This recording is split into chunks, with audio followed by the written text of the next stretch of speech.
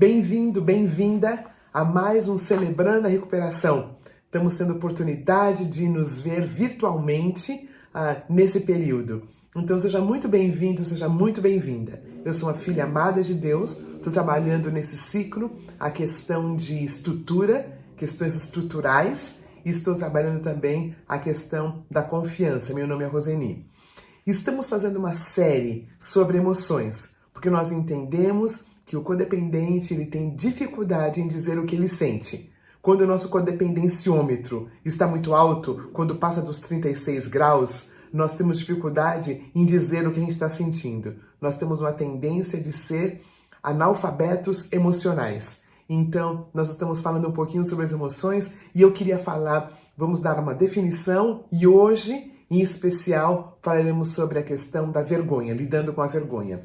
Emoções, estados mentais que resultam de mudanças no organismo em função de mudanças percebidas no ambiente. Essa definição é do movimento psíquico. E foi interessante pesquisar o que eles falam sobre emoções.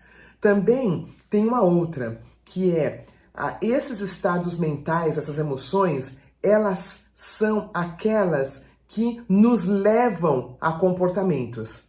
Então, a sequência seria essa. Eu penso, né? A emoção, ela é gerada por um pensamento. E esse pensamento, então, dá origem à emoção. E essa emoção nos leva a um comportamento, a uma ação. Uma configuração corporal, hormonal, que adapta nosso corpo em vários níveis para vivermos melhor em diferentes situações. Eu gosto muito dessa definição. Essa definição é de um terapeuta chamado Rafael Bart. É uma configuração corporal que adapta nosso corpo em vários níveis para vivermos melhor em situações diferentes. Cada emoção cumpre uma função específica. Claro que nós estamos falando aqui sobre as emoções em seu gênero, número e grau, certinha, né? Qualquer emoção, ela é para nos proteger, é para nos percebermos e qualquer uma delas exacerbadas leva a uma doença. Então aqui eu estou falando das emoções tratadas de um jeito saudável, as emoções sendo trabalhadas, vamos dizer assim. Aí eu queria dar um exemplo. É interessante, queridos, porque os livros que eu pesquisei têm uma emoção chamada nojo. Nojo é uma das emoções. Eu queria partilhar com vocês como o nojo pode ser útil no nosso processo. Vamos dizer que eu vou tomar um leite e ao sentir o cheiro, eu tenho esse nojo, porque eu sei que está estragado. Vamos dizer que eu vou comer uma comida e eu descubro que ela não está boa. Então, dá para perceber como a emoção nojo pode ser útil. E depois eu vou falar ainda hoje sobre a emoção nojo no que diz respeito às situações também, tá?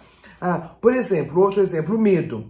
O medo, quando eu tenho a sensação de que eu estou no zoológico e que um tigre está solto, eu tenho uma adrenalina que é solta no meu organismo. Essa adrenalina faz com que o meu coração bata mais forte. Essa adrenalina faz com que eu me perceba diferente. E aí as minhas pupilas aumentam. E aí eu posso correr, né? Chama amígdala, que produz quem produz adrenalina, que faz com que as minhas artérias elas aumentem e esse sangue corra e eu posso correr, né, do medo.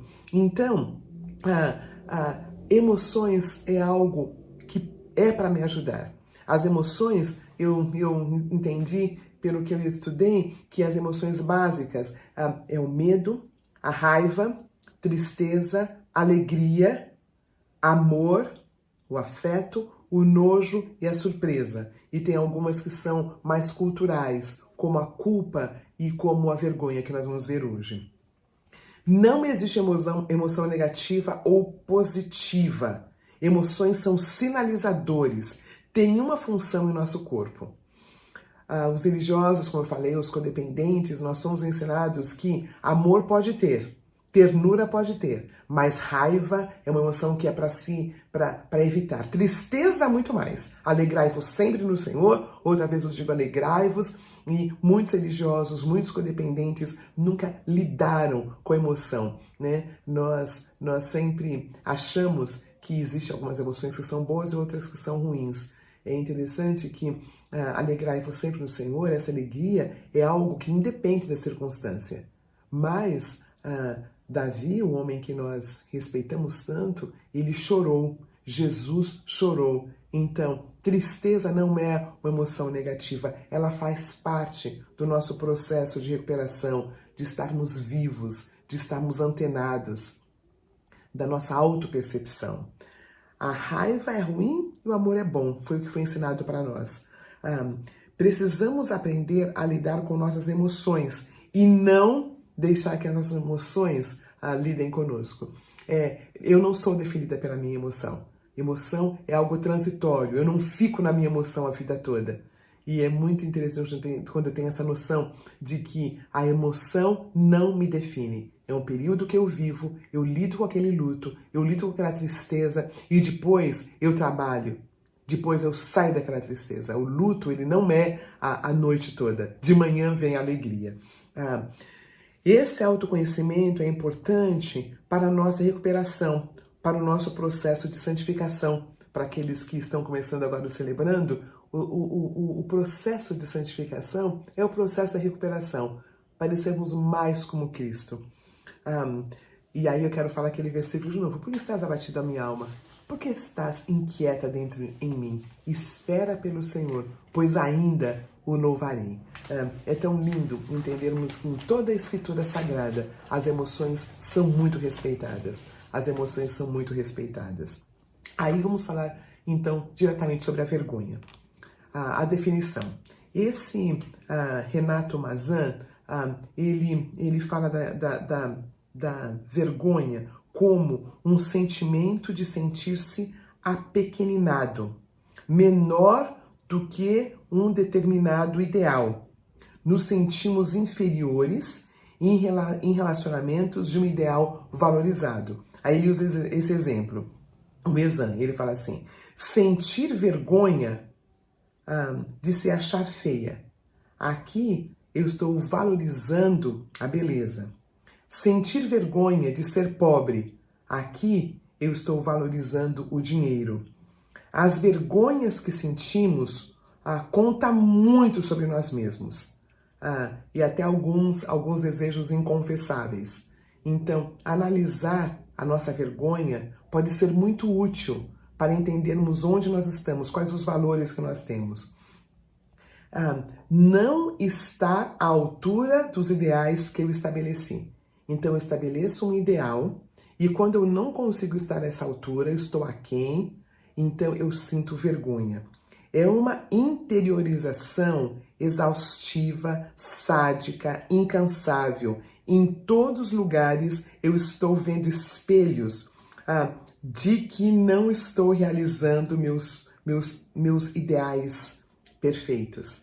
É exaustivo. A vergonha, ela nos drena, ela nos faz cansados, porque eu nunca consigo atingir aquele ideal que eu acho que eu tenho que ter. É um olhar difuso, porque a vergonha nunca é nada claro, não fica claro. A vergonha ela vai entrando e vai me consumindo. Eu gostei disso aqui que ele fala. É uma multiplicidade de vozes. Eu cruzar uma fronteira interna que eu nem sabia que eu tinha. De repente, eu fico vermelha, né? Eu fico enrubescida e todo mundo sabe que eu tô tendo uma vergonha, um ataque de vergonha. Esse outro psicanalista, esse é o Flávio Gicovati, ele fala que é uma limitação que vem de fora, que é um freio. E em certas culturas, por exemplo, roubar não é algo grave. O grave é ser pego roubando. Por isso, muitos se matam, mas não porque eles roubaram, mas porque eles foram pegos, né? É uma cultura que chama shame. Shame é a cultura da vergonha. Aí eu queria fazer uma pequena comparação de alguns aspectos entre a culpa e a vergonha. A culpa saudável, que nós falamos da vez passada, que é o que Paulo fala, tristeza segundo Deus, essa culpa saudável, ela tem a ver com algo que eu fiz que agrediu o outro. Quando eu me dou conta, eu peço perdão, faço reparação, e a culpa, quando eu faço isso, eu estou levando em conta o outro. Eu estou olhando para o outro. A vergonha, ela não se preocupa com o outro, e sim apenas comigo mesmo, com a minha imagem. A culpa tem a ver com a minha relação com o outro. A vergonha tem a ver com a minha relação comigo mesmo. Como o outro me vê. Eventualmente a gente fala um pouquinho sobre o narcisismo. E uma das questões do narcisismo é isto. Ele se preocupa muito mais com ele do que com o outro. Então, a vergonha é muito mais efusiva no narcísico do que em outras pessoas. A vergonha é mais profunda que a culpa. Um tem a ver com o que eu fiz, que é a culpa. E a vergonha tem a ver com quem eu sou. Então, ela é mais traumática, ela é mais pesada e ela pode ser mais nociva. E eu falei um pouquinho sobre a eritrofobia, que é o pavor do rubor, aquele rubor facial que vem. Era antigamente chamado, tinha esse nome, eritrofobia, que é a vergonha dos nossos dias. Um pouquinho das características, as características da vergonha. Primeiro, não se admite errar. Eu fico enrubrecido, eu fico com vergonha, mas eu não admito o meu erro. Tendo a não ser o protagonista da minha história, porque a vergonha me tolhe. Eu não posso abrir as coisas que eu fiz, os pensamentos que eu tenho. Esconde fraquezas, ergue-se um muro para as pessoas não perceberem estas coisas. A vergonha tem a ver com algo que eu não quero que os outros saibam.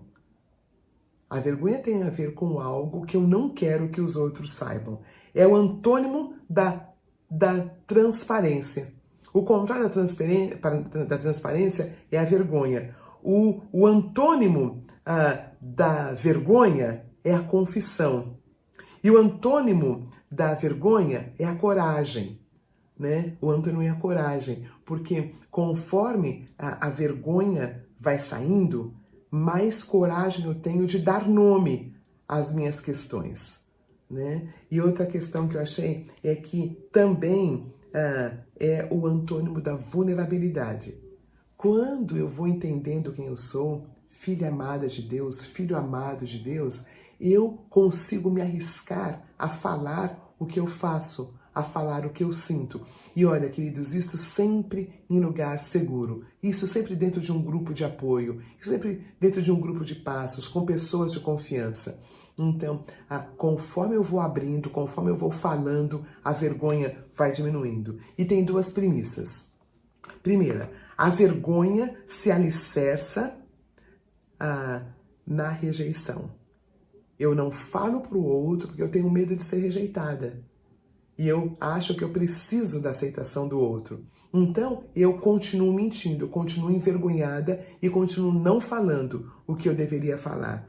A outra premissa é o que mantém a vergonha firme, forte, viril, é o orgulho. É o orgulho. Eu não quero que as pessoas percebam que eu penso assim. Eu não quero que as pessoas descubram que eu tenho tal defeito de caráter. Eu não quero que as pessoas descubram que eu tenho tal compulsão. E é o orgulho que mantém. É o orgulho que mantém a vergonha firme, forte e viril. Estratégia de enfrentamento. Fortalecimento de quem nós somos. Fortalecimento de quem nós somos. A nossa identidade não é o que nós fazemos. A nossa identidade não é o que nós fazemos. A nossa identidade é baseada em quem Deus diz que eu sou. Filha amada. Outra, partilhar as nossas vergonhas. Um dia de cada vez. Às vezes eu dou conta de falar só um pouquinho. Conforme eu vou falando mais. Eu vou ficando mais transparente, eu vou ficando mais suscetível, eu vou ficando mais gente. A pessoa que carrega muita vergonha, ela é um ser idealizado. Ela não sabe que ela é amada, porque ela não abre as questões dela. Confessar o que o envergonha, trazer à tona essa vergonha, enfrentar esta vergonha através do poder de nosso Senhor Jesus Cristo. Fortalecimento de nossa identidade como filho e filha amada de Deus. O que a Bíblia diz? A Bíblia diz assim, Romanos 8:1. Eu vou ler, na verdade, primeiro Romanos 5:1. Fala assim: tendo dito isto, pois, justificados pela fé, temos paz com Deus, por nosso Senhor Jesus Cristo, por meio de quem obtivemos acesso pela fé a esta graça na qual agora estamos firmes e nos gloriamos. Tendo sido, pois, justificados pela fé, temos paz com Deus, por nosso Senhor Jesus Cristo, por meio de quem obtivemos acesso pela fé a essa graça na qual agora estamos firmes e gloriamos. Nós somos justificados. Não importa a nossa vergonha, não importa de onde nós viemos, não importa o nosso trauma, o nosso mau costume, a nossa compulsão. Quando nós clamamos para Jesus de Nazaré, nós somos perdoados. E o outro versículo é este aqui, olha. Portanto, agora já não há condenação para os que estão em Cristo Jesus. Porque, por meio de Cristo Jesus, a lei do Espírito da vida me libertou da lei do pecado e da morte. Eu não sou mais culpada. Portanto, agora já não há condenação para os que estão em Cristo Jesus, porque por meio de Cristo Jesus, a lei do Espírito da vida me libertou da lei do pecado e da morte. Não há condenação, não há do que me envergonhar.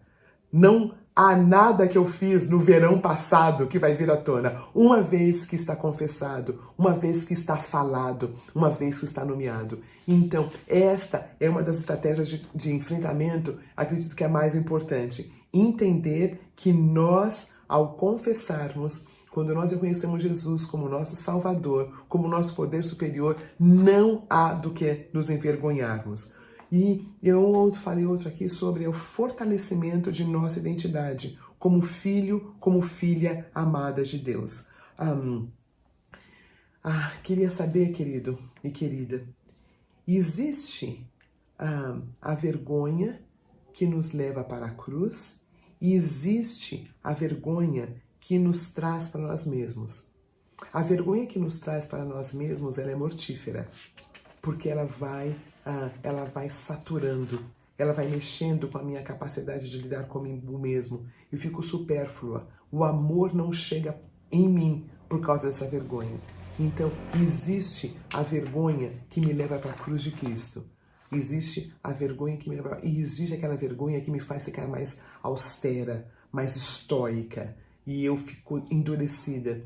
E aí eu não tenho relacionamento com o outro.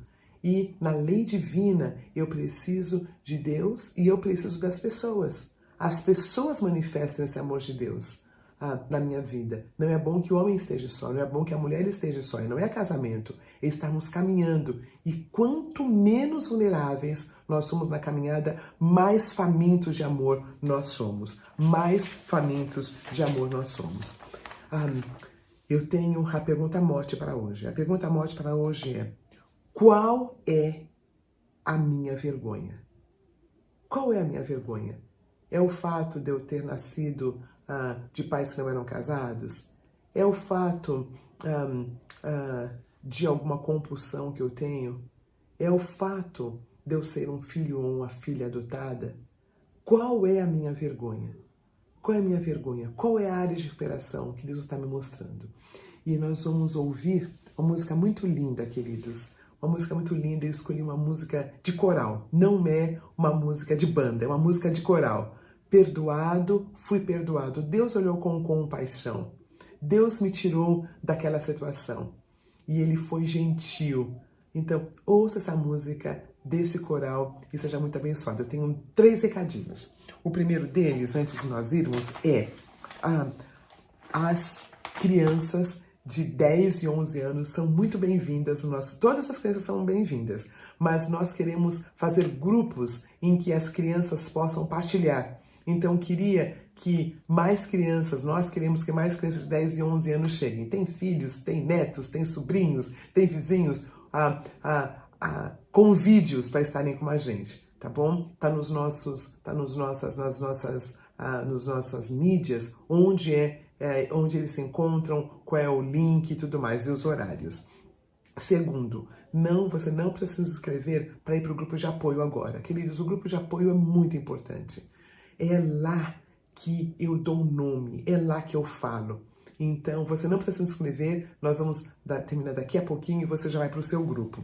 E aí, o último aviso é sobre o nosso congresso, Celebrando a Vida. Queridos, nós estivemos gravando o fim da semana passada, e está muito bom. As palestras estão muito boas, os workshops estão muito bons. Inscrevam-se. celebrandoarecuperação.org.br. Celebrando a Recuperação, na verdade é Superando a Recuperacão, tá bom? .com.org.br. Faça a sua inscrição. Nós temos como implantar o Celebrando, como implantar o Celebrando Kids, como implantar o Celebrando Teens. Nós temos duas pessoas falando sobre a questão da dependência química, da dependência emocional. Nós vamos falar um pouquinho sobre as perdas da pandemia e nós temos dois assuntos muito interessantes. Vamos falar sobre o racismo e vamos falar sobre o machismo. Isso faz muita parte da nossa questão, da nossa recuperação. Nós vamos ter o diretor internacional falando, nós temos o fundador do Celebrando a Recuperação falando com a gente sobre as 6 características de líderes e também falando sobre o Celebrando no Brasil. Fora dos Estados Unidos é o maior Celebrando a Recuperação que tem. Olha só como Deus tem sido bom com a gente. Queridos, Celebrando a Recuperação é uma ferramenta. É o Evangelho de Cristo que faz a diferença. É o Evangelho de Cristo que trabalha com as minhas emoções. É o Evangelho de Cristo que me leva à minha recuperação. É o Evangelho de Cristo, através desse programa tão abençoado, que está em tantas igrejas, traduzido em tantas línguas, e tem sido uma diferença muito grande no nosso mundo, no nosso planeta. Nós estamos em cerca de 80 países. Nós temos nosso material traduzido em cerca de 26 idiomas. Então, participe conosco desse congresso, vai ser dia 20 e 21 de novembro. Você vai ter acesso ao material por cerca de um mês depois do congresso, mas faça a sua inscrição, tá bom? Um abraço muito carinhoso, vamos para os nossos grupos de apoio e não nos esqueçamos, a pergunta é: qual é a minha vergonha? Qual é a minha vergonha? Vamos ouvir a música Perdoado, Fui Perdoado e vamos para os nossos grupos de apoio. Uma boa noite, até a semana que vem. Nós vamos falar um pouquinho a semana que vem sobre organizando nosso mundo interior. Nós vamos falar que não tem como mexer com o nosso mundo interior sem mexermos com a nossa saúde física. A Damares Freitas vai estar falando um pouquinho da história de vida dela e um pouquinho sobre essa organização. Uma boa noite e até mais.